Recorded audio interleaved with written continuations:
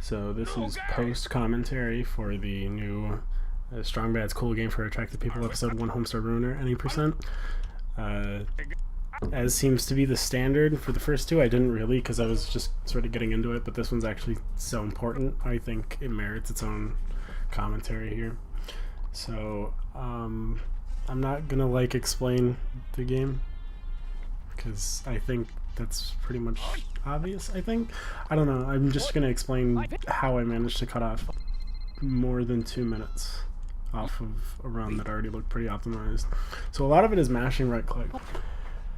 The cutscenes are like the most important bit, maybe, to getting this entirely right, because if you don't, it just wrecks everything. But that's not the hard part, because all you need to do is mash right click, and sometimes left click, which doesn't take anything other than mashing. There's no skill there. A lot of the skill here comes from the ability to switch off movement and stuff like that. Like I even learned like only a couple days ago that sprint movement was double click and drag, so that's super important to get right. Making sure that you double click to an objective as much as possible so that you don't lose any time walking. I definitely do not do that a lot in this run because it's really hard to do. Maybe with like lots of hours of practice I might get that, but nah, it's not super important. But a lot of it is getting the route down, and actually I don't even get the super important, I thought, Homestar Kitchen skip. We'll get to that. Or really a lot of it is the cutscene mashing. So anyway, that's the worst line to get because it takes up 2 lines of subtitles, and so you have to interrupt them by saying "shut up," you know, and then you have to right click through another thing of dialogue, which sucks. Every so often you get a shorter one that you don't have to worry about, or nothing at all. So I got unlucky, but that doesn't super matter because it's just another right click.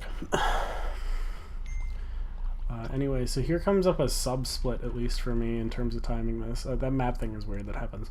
So in order to determine how well my first split is going, I check the time from when the cutscene where I cut off the float's head begins, and usually I get like 3 minutes or a 250 or something like that. I'm not sure what it was in my 11:22. I don't know. I don't remember. It was like a 250 something. This ends up being, I think, a 243. Yeah, 242 or 243, which is the best I've ever had. So this actually went really well. I was doing a lot of practice before this and getting like 246s. So the fact that I got a gold here is actually kind of shocking. The fact that I got basically all golds here is kind of shocking. Although the last one was the most shocking. I mean, we'll see. Anyway, so next we head over to the coach. What I do is I walk over and then I put on the costume, but I don't want to be within distance of having to interrupt his conversation about f-stops and stuff like that.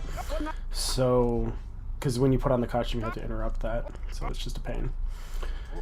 Anyway, that's all has to do with the fact that when you appear in an area originally, it lets you move before it lets you put on like a costume or work with items or anything like that. So I move and then I put on the thing because it saves a little bit of menuing time. That TV thing was sweet, by the way. It was really smooth. This actually whole section is smooth except for the kitchen skip here. Fortunately I didn't get it, but I don't think it super matters due to how I handle the cell phone thing when we hit the end of the run here. It just means that I'm reset back to the position. I might just consider going to the island anyway, the kitchen island, and trying to skip the rigmarole of the Homestar Kitchen skip, but I don't know. Anyway, yeah, it turns out you do have to open this email. It's really unfortunate that you have to, because it's a pain to close. Because like the main thing that you had to hit like shrinks and grows, and it's all a mess. Anyways, this is all pretty standard fare.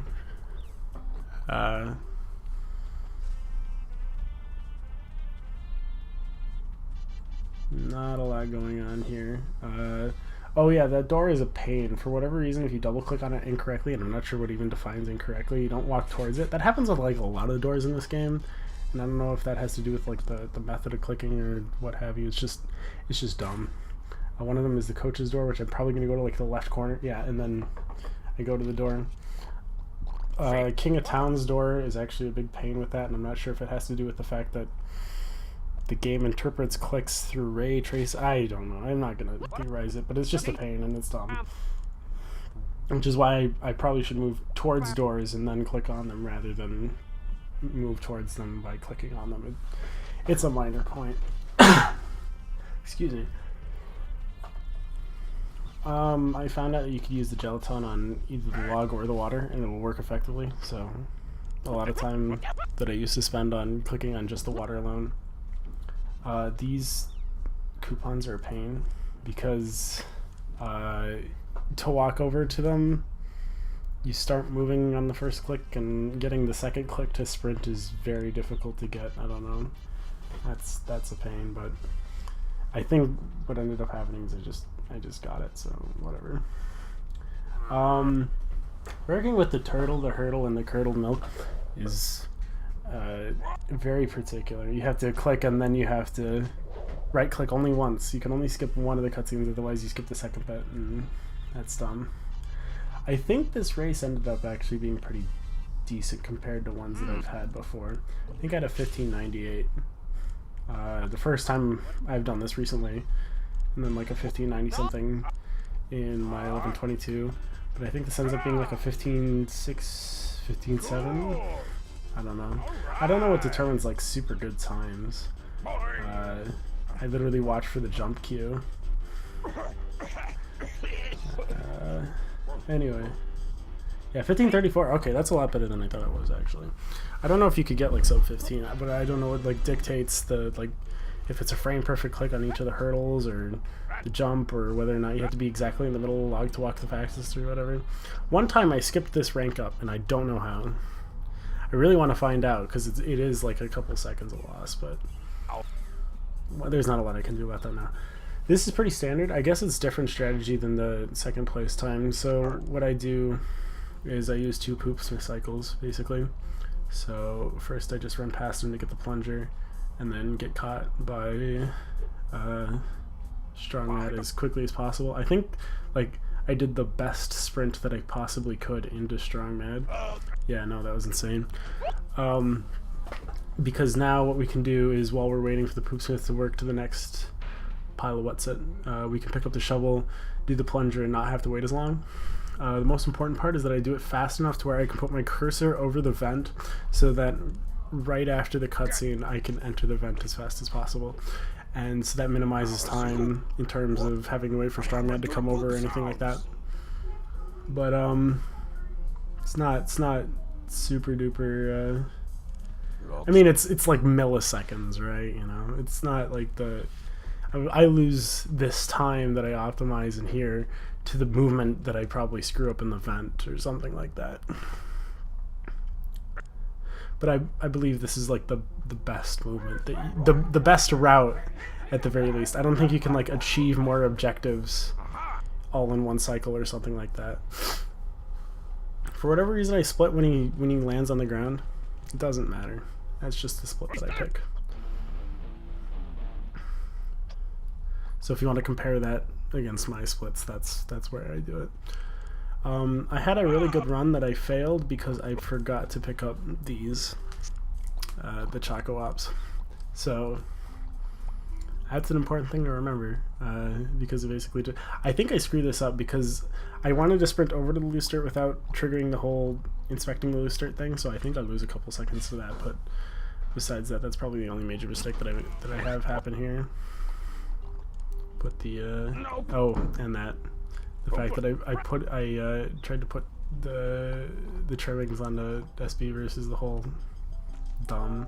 It's really hard because like the hitbox is so small, but anywho, this is all pretty default until the end here, and this is why I'm doing this commentary, because I think this is important. So for the longest time, and actually I still think that by itself opening the Luxa Lounger saves time because you don't have to watch the redirect cutscene. So I'm gonna open the Luxa Lounger here, and then I was actually getting it really close in practice.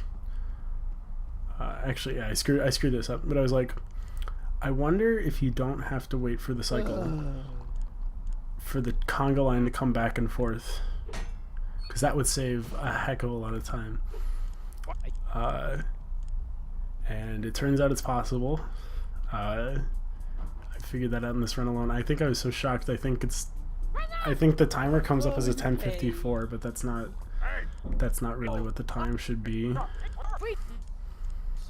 The entire reason I did this run, by the way, is because my capture cut off the bottom half of the screen of the game.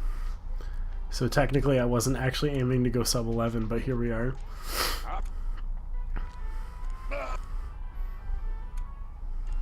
So it's actually super tight. And I think I even screwed up like a little bit. But even as he's walking back, okay, so it was like a 10:54. Okay, I meant 10:56. Okay, so the time really was like a 10:54. But I saved like, what is that? 12 seconds on the cycle for the last split, which is awesome. So I'm really glad I did this, because at first I was considering not doing this because I was only going to do this because I wanted to get a good run that actually showed the entire screen, because I have it cut off. But instead I managed to save 28 seconds. So yeah, alright, I mean, I'll take it. From here, I'm not sure sub 10:30 is possible. But I could see it. I could see like a 10:28 happening. It wouldn't be impossible, but I don't see it happening. I'm contradicting myself. Let me make a solid statement. Sub 10:30 won't happen, but this can be improved upon. Let's go with that.